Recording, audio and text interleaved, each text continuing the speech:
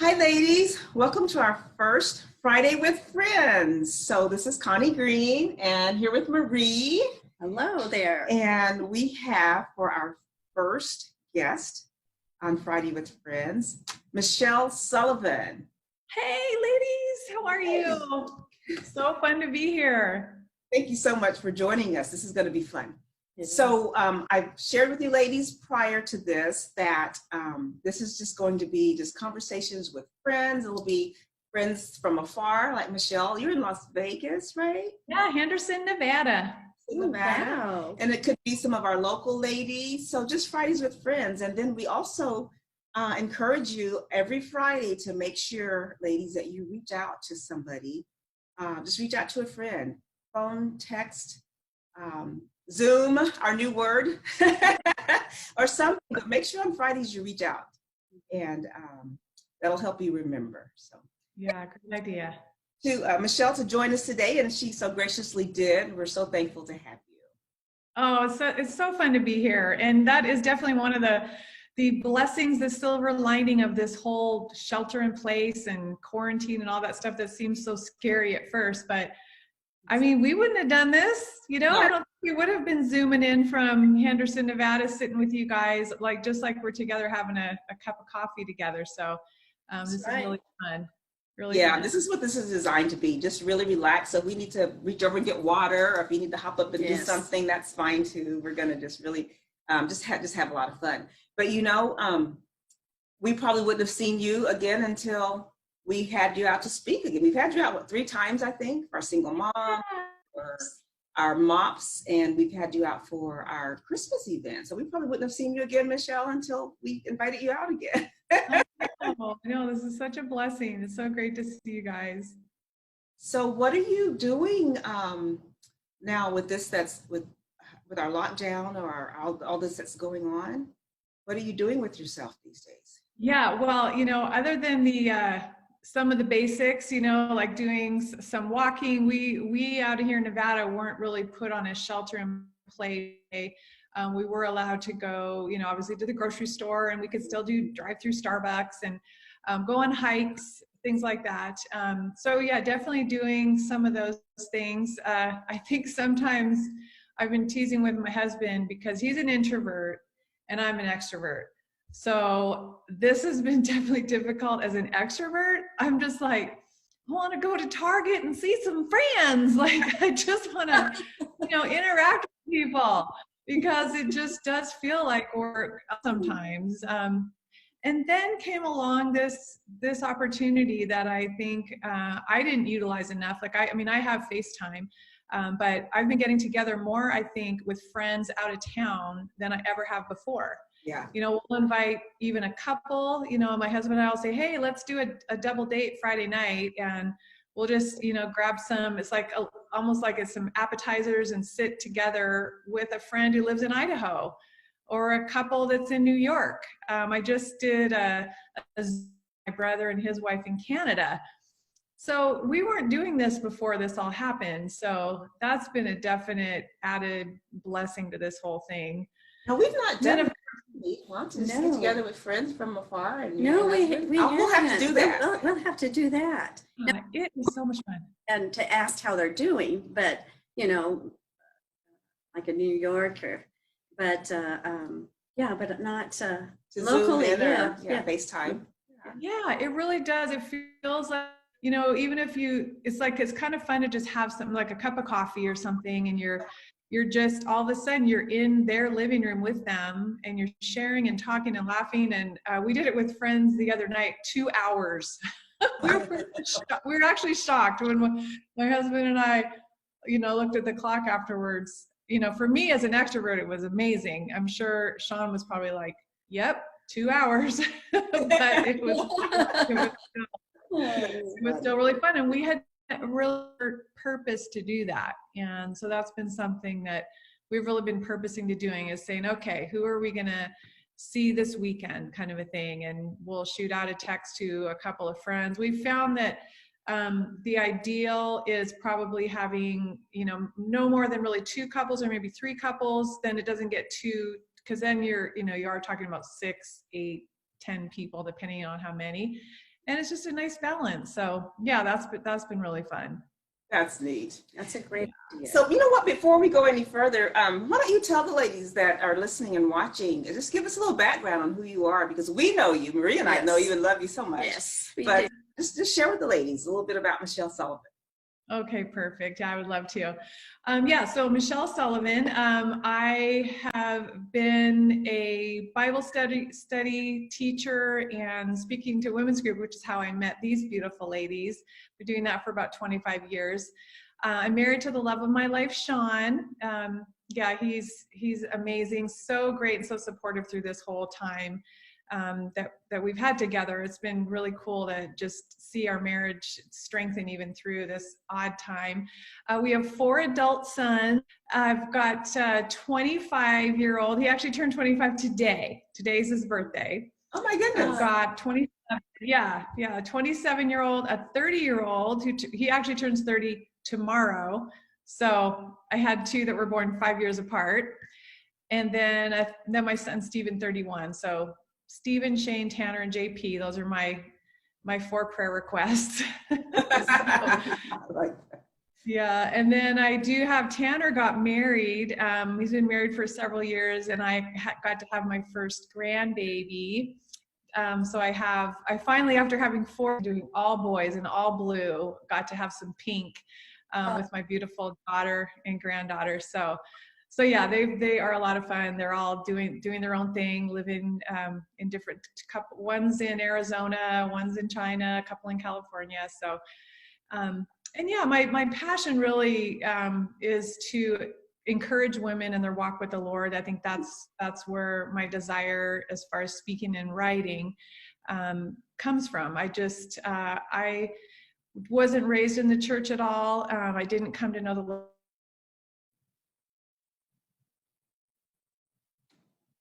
Oh, I think you're forward. Oh, are we doing a little technology? But we're good. We're good. Okay, good. It's like, come on, cyberspace, stay with us. I know. Yeah. Of course, once I start talking about Jesus, Satan's trying and sway those. Okay, get behind us, Satan. That's right. Yeah. So my dad went to a Billy Graham crusade and got saved and started witnessing to me. And so I accepted Jesus when I was 24. And ever since then, I've just had a real passion to encourage women, not just in their walk with the Lord, although that is obviously key, in marriage. Marriage ministry is probably my biggest passion. I mean, do you want me to talk a little bit about that part of my testimony, or? Talk a little bit about that. So. Okay. Well, I got married at the ripe old age of 20 before I was a Christian. And I was living in Canada where I grew up, and I met this guy in a bar. I was underage, but had fake ID that I got from the back of a National Enquirer magazine that said, "You need a fake ID." And I was like, yes, I do. So got my fake ID, went to this bar. We met, and he was from California. He was 5 years older than me, and he liked me. And it felt kind of nice to be liked. And so after not knowing him for very long, he asked me to marry him over the phone. And we got married. I was like I said, just turned 20, and we headed into what was a very rocky marriage. So then 4 years in, we decided to have our first baby. That's my 31-year-old I mentioned. I always know how old I am in the Lord, because I just look at how old he is, because it was a month after Stephen was born that my dad came down to meet his new little grandson, and he started sharing the Lord with me, which he had been doing from afar. And I was kind of like, I don't know about all this. I don't want to be holding football games. I don't know about this Jesus thing. But then I saw a change in my dad when he came down to see us in my little kitchen in Corona, California. And I asked him, what do I have to do to know him, to have that peace and joy I see in you? I see it in you. And so that's when he pulled out this little piece of paper out of his wallet that had the sinner's prayer on it. And he said, You don't have to be a member. You don't have to be visited by an angel. You just need to accept that Jesus died for your sins and that he rose again for me. And so, yeah, so that was it for me. I believed. And so I was 24 at that point. Now, at the time, my husband at that time didn't want anything to do with Jesus. And that's okay. Like, the Lord really grew me and taught me through being married to an unbeliever. And it was really difficult because we had been real partiers together. You know, there was lots of drinking and smoking pot and stuff. And suddenly I wasn't that girl anymore. So we were actually married for 25 years, 25 difficult years. You know, they had some great things come out of it. I wouldn't have my 4 amazing boys if it wasn't for that marriage. But even though he had been unfaithful early on in our marriage, the Lord had called me to forgive. But then I came to find out just through the Lord revealing some things that he was actually a serial adulterer, and he had girlfriends in other countries. And so anyways, the Lord lifted me up and out for a lot of prayer and tears. But God is a God who restores and redeems. He will restore the years the locusts have eaten. And so though that was a really difficult time in my life, I did learn a lot through it. And then the Lord made beauty from ashes, and I got to meet Sean. And so we met just about a year after I was divorced. And it was really tricky. Like, here I am, this marriage ministry girl, and all of a sudden I'm divorced.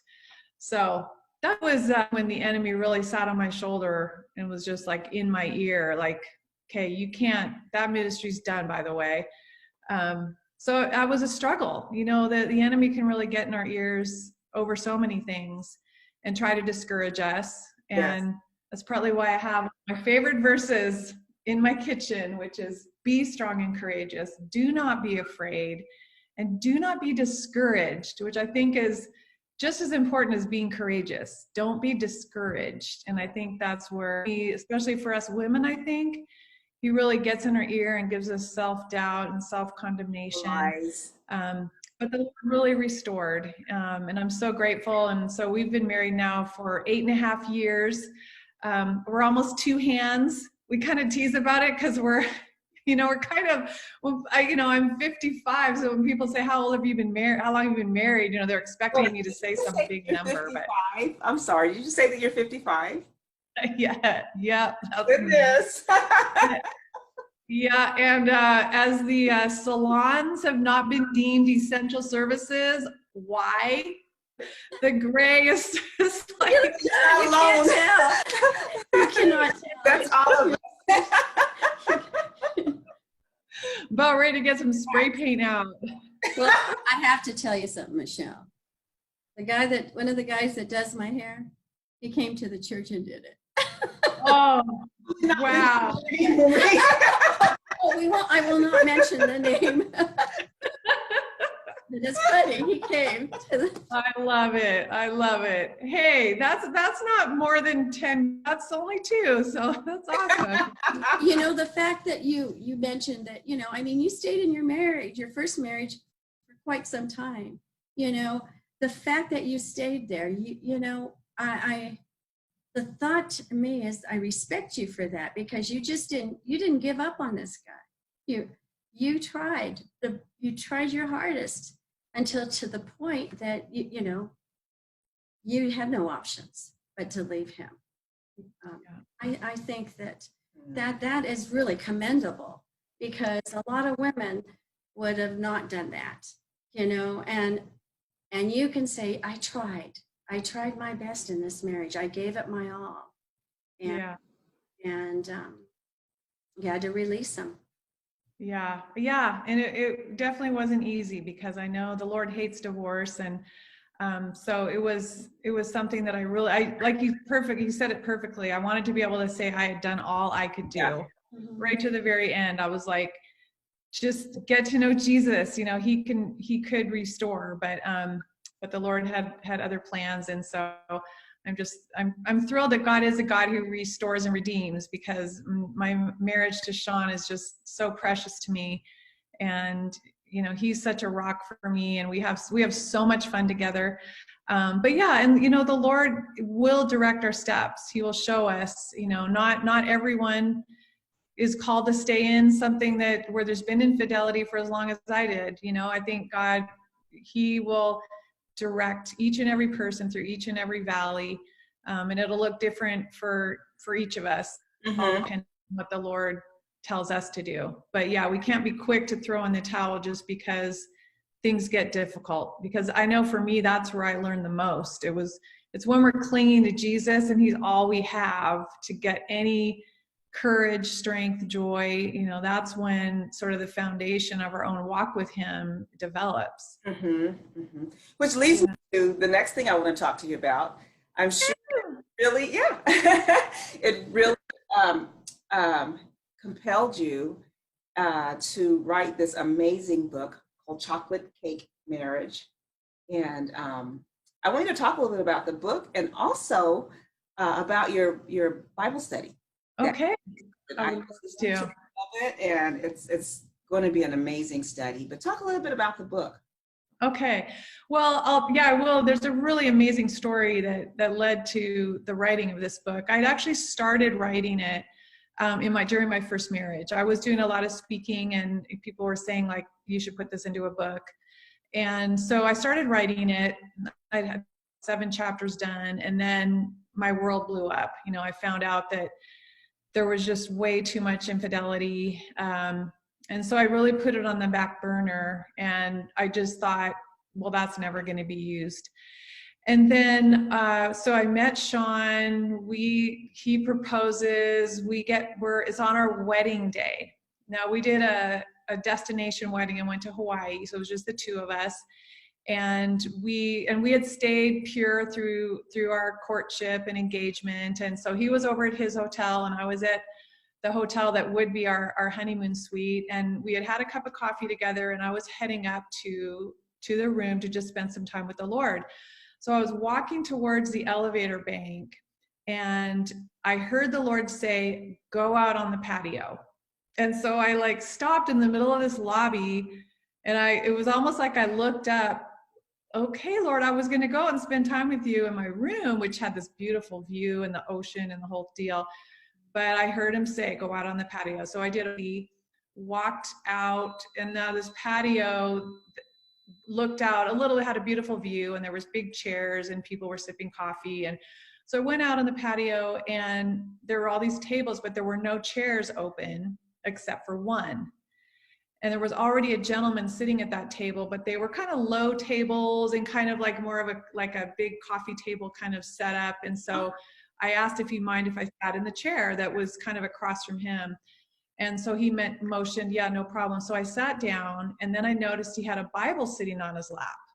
Now, this was in Hawaii, which is not exactly the Bible Belt of America. So it was a little unusual.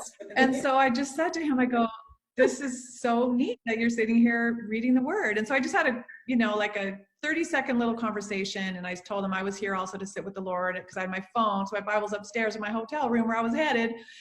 And so anyway, so then I just was going to settle in, and I didn't plan to have exchanged any more words.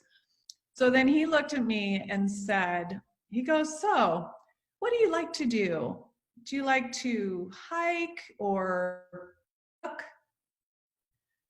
So those are my 2 options, hike or write a book. A little odd. And so I said, that is. So I said, well, actually, I have started writing a book. And he said, I know. That's why we've met here this morning. Wow. You need to finish the book. Wow. Then I got crazy goosebumps. And I mean, I was just like, here I am on my wedding day, and this complete stranger is telling me something he could have not possibly known, that I had started this book and had set it aside to never be touched again. And so then he asked if he could pray for me. And I said, that would be amazing. I'm getting married in 5 hours. And so he prayed this prayer that it was almost like he knew me. Wow. And he prayed this most beautiful prayer about restoration and redemption, and just that God has walked you through valleys, and then he just said, in Jesus' name, amen, and off he went. And I've never seen him since. But I do believe he was either a messenger from God or an angel. I'm not sure which, because he just knew too much, and he was a complete stranger. And for him to say that to me, I know that's why we met this morning, especially since I wasn't even planning to sit out there that morning. I was headed upstairs. So that's really why the book was finished. I think I'm such a procrastinator for big projects. I get overwhelmed and I want them to be perfect. And so I just sort of do a lot of stuff and don't actually finish. And so him telling me, I know you need to finish the book, I felt like I would be disobedient to the Lord if I didn't finish it. And so there it is. It's finished. There is. This is. I read this this past summer. Yeah. Yep. It's so practical. It's so the Lord is so prevalent throughout this book. And I think that it resonates with women in so many ways. Chapter 9, respect. That was an amazing chapter. Yeah. Thank you. That the Lord has taught me so much through that. I think that's such an area where we as women, we know that God tells us to respect our husbands, but I truly think we don't really know what that actually means practically. I think sometimes we just think it means be polite, make his favorite dinner once in a while, around under the sheets here and there, but we don't really get what it actually means. Like, what are some things that are disrespectful to our husbands? We don't realize telling them how to drive, where to park, rolling our eyes at him when he says something that bothers us, So yeah, that is my favorite chapter. I think it's the chapter. Oh, is it really? Yeah. Is it? Well, by the way, I have to tell you this, Michelle. I wrote your quote. It was yesterday. I wrote a quote. I found a quote in your book, and I'm going to use it. I'm going to use it because I really liked it. It says, if you meditate on all things your husband does wrong, eventually you will find yourself married to someone you do not like. That's a powerful quote. Praise God. What was that in? Do you remember? It was in the. Oh, you should remember. Do you remember? It was the part of marriage. I believe it was in the marriage part, husbands. Yeah. Well, it is so true. We have such elephant memory sometimes. If we can think of all the things they've done that bothered us, the habits they have that irritate us or whatever. And so if we focus on those things, that's what Satan wants. He's just dangling that bait, like, well, remember what he did yesterday and remember what he did last night. And it's like, no, get behind me, Satan. If I focus on all what he did 20 years ago, even. Yes. Yes, so true. And God says in his word, do not keep record of wrongs. Yes. That's right. So, okay, that's something. And I was talking about that during the Bible study live this morning, is that, we're told by our government right now, the CDC, things we need to do to prevent us from getting this virus. Oh, I love it. Yeah.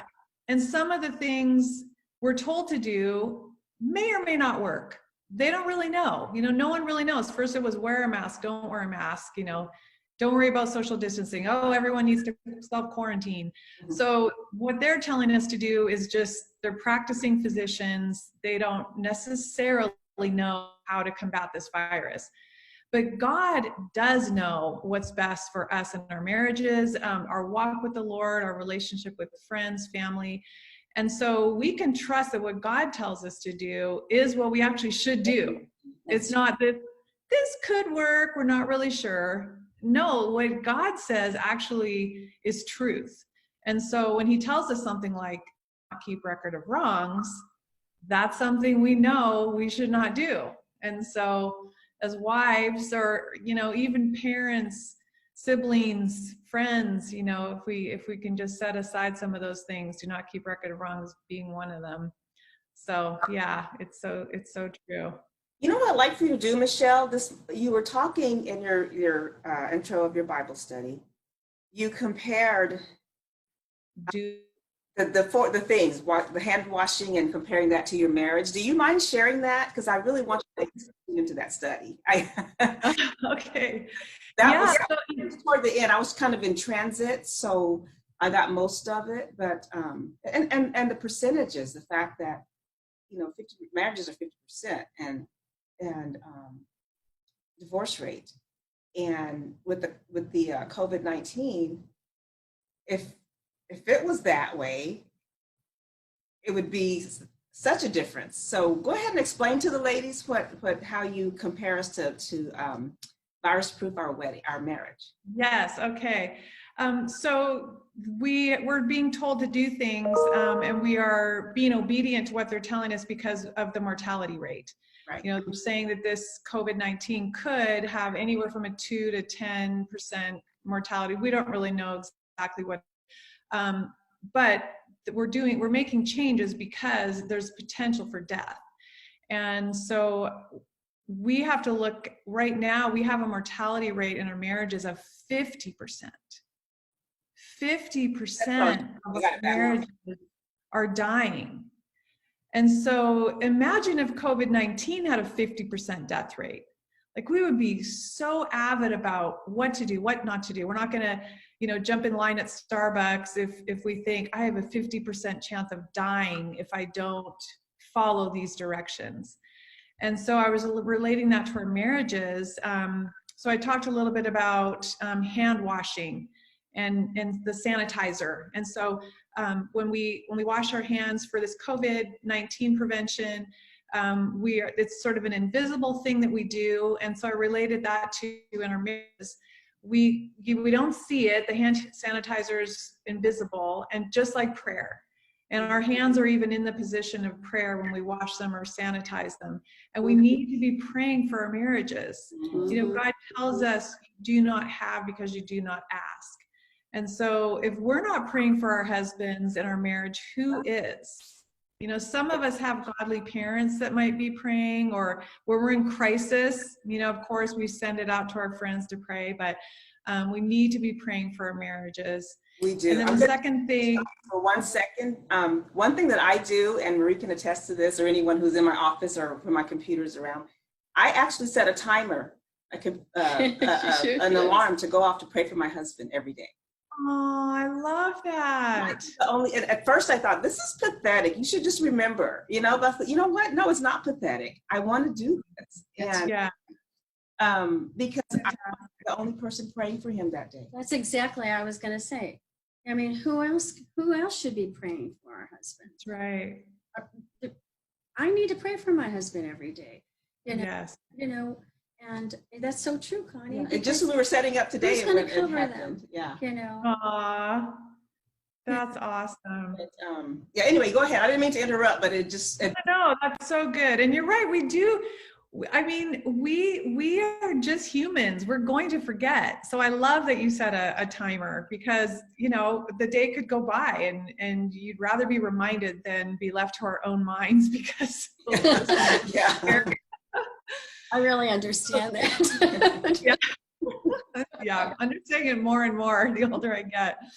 But anyway, the hand washing. Yeah. So every time we wash our hands during this COVID, just let it be a reminder to pray for your husband, pray for your marriage. The second thing was how we're told to put on face masks. It's like, put those things on. So I use that to remind us that sometimes we need to guard our tongues, guard our mouths, what we say.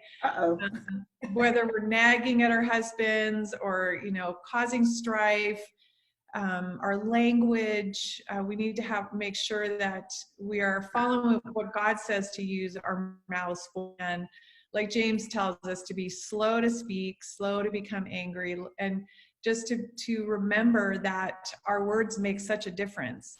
And so we want to be sure we're uplifting our husbands. And so just guarding that mouth from being a nag or from causing strife. And then the third thing was the whole social distancing thing. We're told to, social distance, stay 6 feet away. And we're doing that because we want to stay away from something that could potentially get us sick. So that's why we have to stand where we stand in grocery stores now. And so for our marriage, I was relating that to, we do need to stay away from things that could cause harm to us. So maybe we're social distancing from drinking of too much wine.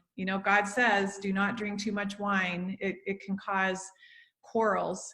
Maybe there's people that, we are spending too much time with that are not a good influence. God does tell us that bad company corrupts our behaviors. And so, maybe he's nudging us on that. It could even be our hobbies or habits. There's some things that we can all of a sudden find ourselves doing that really aren't good for our marriages.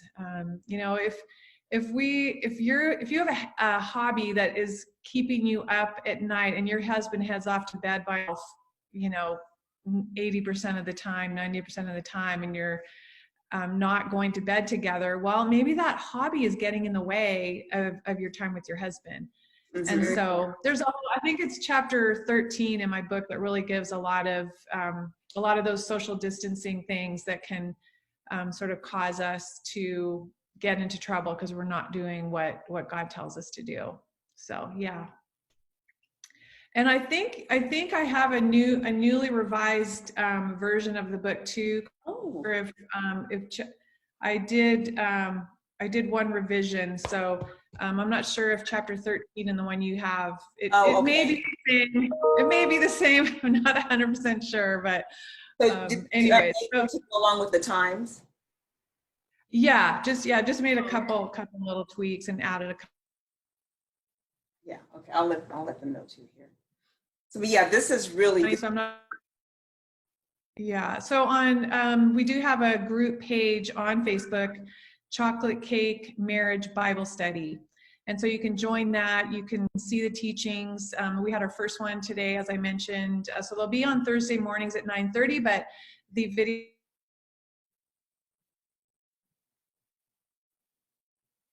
Oh, we got a little. Yeah. Yeah.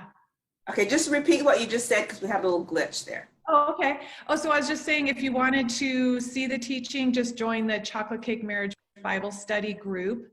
On Facebook. Inside of Facebook. And that's the teachings, which will be actually happening on Thursday mornings at 9:30. If you can't do that time, maybe you're working or you're homeschooling your kids, then those videos will be cached inside that group. And then I'm also upload them to YouTube as well, so that they'll be available. Just an encouraging way to strengthen our marriages, to really learn, okay, what does God say? Because again, we know that his promises are true. That's good that you have it, that it'll be cast on Facebook where they can listen to it at any time, do it later that evening or whatever. So exactly. Yeah, they just need to be a member of the group. We wanted to kind of keep people out for now that might, be wanting to kind of bring some, I don't know, who knows who might get on there. But so that's why we kept it private, but we pretty much, it's like we welcome all that want to. I encourage ladies to do that, to go on Facebook and look for the group. So I said this morning, I listened to most of it, and it's going to be a really good Bible study. I can tell already. So you're looking at about 8 weeks, right? About an 8 week study? Planning on 8 weeks. Yeah. Again, we'll see what the Lord has in store. It was one of those things where, again, like I mentioned, I always want to make sure everything's like perfect and just right. So I kept not doing this. And then I had a friend who just said, you know what, just do it. Just start it this Thursday. Even though you don't know everything, you don't have the whole thing mapped out and planned out, and all your T's crossed and I's dotted, just do it. And so I was like, okay, let's just do it. That's a struggle, I think, for those of us who are planners and are very strategic and like things to go a certain way. This whole thing is just, and it's good. It's good. It's good for you. You do need to do that no matter what's going on. Yeah, you're so right, Marie. Perfect time. So I think this time, it's another way too for ladies to connect, because we miss each other. You miss your church family. Yes. I'm going through. I was sharing with Marie earlier. I'm going to read something. I'm going through First Thessalonians. I'm sorry, and I read something a couple of days ago when Paul was writing to the Thessalonians, in the part where he was longing to see them in chapter 2. And I actually wrote in my Bible COVID-19, because he had, of course, been to the Thessalonians once. He ran out of town, and so he went to Berea and other places. But anyway, so he was writing this letter from Corinth, I believe it was, to encourage them and so forth. And to the part down to verse 17, he says, and this is really, it just blew my mind. But we, brethren, having been taken away from you for a short time, in presence, not in heart, and more eagerly to see your face with great desire. That part right there blew me away, because we've been separated. Yes. Physically, but not in heart. The church is not, you can't separate us in heart. And for him, he didn't have Zoom and FaceTime and all those things to see them. He had to wait 6-10 months to get somewhere, That's right. So we're so glad to have this technology. As much as I miss my friends, we had a meeting the other night on Zoom. And it was so nice just to see the faces. We were all, just took us 30 minutes to say hi to everybody. But I'm thinking, this is now. And I literally wrote COVID-19 and I put the date on it. This is happening now. And it says, let's see, he's longing to see their face with great desire. And that's us right now. Therefore, we wanted to come to you, even I, Paul, time and again. But Satan hindered us. And has hindered us, but he hasn't stopped us. The word is going forth in ways that we never thought it would. Look at this. But anyway, but then he goes on to say, and I'll just shorten it. He goes on to say that our hope and our joy, for what is our hope or joy or crown of rejoicing? Is it not even you in the presence of our Lord Jesus Christ at his coming? For you are our glory and joy. We long to see Jesus. We should long to see Jesus. As we long to see our friends, we should long to see Jesus even more. Yeah. That should be, that just blew me away. I'm thinking, this is now. So good, Connie. I love that. So good. All this, I think of Philippians 4:13. I can do all things in Christ who strengthens me. Yes. He strengthens us. This is the time when he gives us strength to persevere, and encourages us, and for us to encourage others as well. Absolutely. We're not alone. That's a blessing. Yeah. And just look at that. He gives us people we can share with, like you. Yeah, I know. It's so awesome. What a blessing. Me and I are sitting here. Who would have ever thought? I know. This is a new thing. And something that the Lord my heart on, I think it was day 1 or day 2, when we were all kind of in lockdown, and he in my ear, write out 19 promises, the COVID-19 promises. And so the Lord just gave me, 19 of his promises that Sean and I read every morning, and they. Okay, you froze up a little bit. Put on. Oh, technology, come back. It came back. So you and Sean read it every morning, the promises. I think whenever I say something, it comes back. Oh, great. Yeah, so we read it each morning because this is a trying time, and we're all facing different type.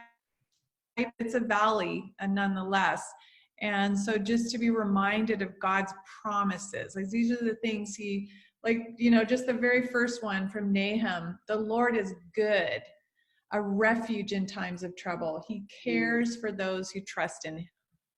And, just on down. These are only 19. I know there's literally thousands in the word that are actual promises. So when the great I am Mm-hmm. For Marie, for everyone listening, our God has promises that he will see us through this. He is faithful to what the enemy meant for evil, God is using for good. And when he is for us, who can be us? Nobody. This is great. I'm loving this. Yeah, I'm loving this. Our first Friday with friends. Hey, I wanted to get to another. What do you think, Michelle? What do you envision after we get through this season? What do you envision for your personal walk, for your ministry? What do you envision happening to us as a country, as a world? I know that's a lot, but just kind of. Well, a great question. And, you know, I've found myself saying, and I've heard other people say, like, I can't wait to get back to normal. And yet I've kind of caught myself because I really don't want to go back to normal. I mean, I myself had gotten complacent, you know, even with, even the Bible study. The Lord's been nudging me to do that study, you know, ever since I wrote the book. Do a Bible study, do a Bible study, do a Bible study. And I'm just like, yeah, I'm working on it, you know, kind of in my own time. Well, it's like, well, now's the time. And so I am grateful that that the Lord did do a little wake-up call for us. That though, yes, I'm looking forward to, you know, shops being open again and some of that getting back to normal. I don't want to go back to normal. I don't want to go back to taking things for granted. You know, I think I'm probably going to cry the first time I get to sit in church and worship with other believers. Like that's going to be, wow, I think that's so for granted. Just the little things. And so I remember after 9/11 when, you know, the churches were packed full, even our flags and everyone, it was, and then we got back to normal. Things kind of just ebbed away. And so I pray that doesn't happen after this, that our new normal is that we are pressed into God, that we are more urgent. That I do believe we're in end times. I mean, these things that are happening are all what God told us are labor pains for him coming back. So like, let's do all we can and not go back to the way we were, but to press on and really be energetic about the things that he's called us to do. You know what, Michelle, my husband was just speaking about this morning, sharing about how when we get back into our, you know, our sanctuary, it's going to be a celebration. You know, yes. We're looking so forward to seeing everybody. You know, we can't wait. You know? And I love what you said. We don't want to get back to normal. You know, we got to take this and be serious about, you know, serious with the word, serious with the Lord. Yes. And reach others. That's right. Yeah. So true. These are different times, but yeah, I think just I think the ministry, just as Paul had that nurturing, as he would write to the churches and encourage them and long to see them. And that's the way anyone, from pastors to anyone who is in a quote unquote, servant leadership position in a church or has a servant's heart. I pray that we will still be compelled as we are now to minister, because we are compelled to get the word out. We refuse to let the fact that we don't have a meeting place ministering. And I want to, let me just keep it with me. And I know I want to continue to have that passion, that renewed passion. I remember at the beginning of the year, I was talking to the Lord and saying, you know, I just want a new challenge. I want just more passion. So this is probably my fault, you guys, if this is happening. So look at this. Speaking of challenge. And compassion, of course. But I think we're going to see the ministry change for the better. Yes. I really do. In any area of ministry. Right. Yeah, because we are more passionate. I mean, I started handing out when I printed the COVID-19 promises off, and I was giving that out, like our UPS driver that came by, That's great. I think you froze on us again. Mail. Am I back? Of course, You're back. So you got the UPS guy. Yeah, so I mean, and I didn't do that before this. You know, I mean, I got one an email when Marie was in the office. I said, oh, Michelle Sullivan's just emailing. So, you know, I did get more passionate about that and more passionate about reaching the lost. We, Sean and I, again, the Lord nudged me to I made a little flyer up that had a little picture of us, a little, I get by with a little help from my friends, and I put a verse on there, and I put it on every door in our neighborhood. Sean and I went around and just put it on everyone's door. It turned out there's 55 homes in our neighborhood.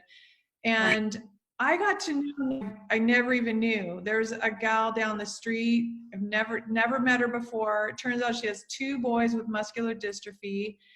And I'm pretty sure they don't know the Lord. And it has been so cool to now be in her life. And we wouldn't have been in her life if I didn't stick this little note on her door and say, hey, we're kind of new to the neighborhood. Haven't had a chance to meet you. Can I bring you some banana bread? And now we have this friendship formed. And that was just from taking this whole crisis we're in and really turning it around for God's good. Just like I said, what the enemy meant for evil, the Lord is absolutely using it for good. Yes, he is. That's right. This has been so good, Michelle. This has been just a fun time. Just exactly what we envisioned, right? Yes. Because I wasn't sure what we were. This has really been enjoyable. Yeah. So is there anything else you'd like to share with the ladies? I would like for you to mention your study again so they can get that again. But anything else you'd like to just share with our Charis community of women and beyond, of course? Right. Well, I know we've talked a lot about marriage today, and I know some of you are listening in and you're single or widowed, or you know, that you're not in that little group, but these promises are all for you as well. And so I just want to encourage every woman that's listening. You know, God's word is where we need to be. We've got to be in his word. He tells us to delight yourself in the Lord, and he will give you the desires of your heart.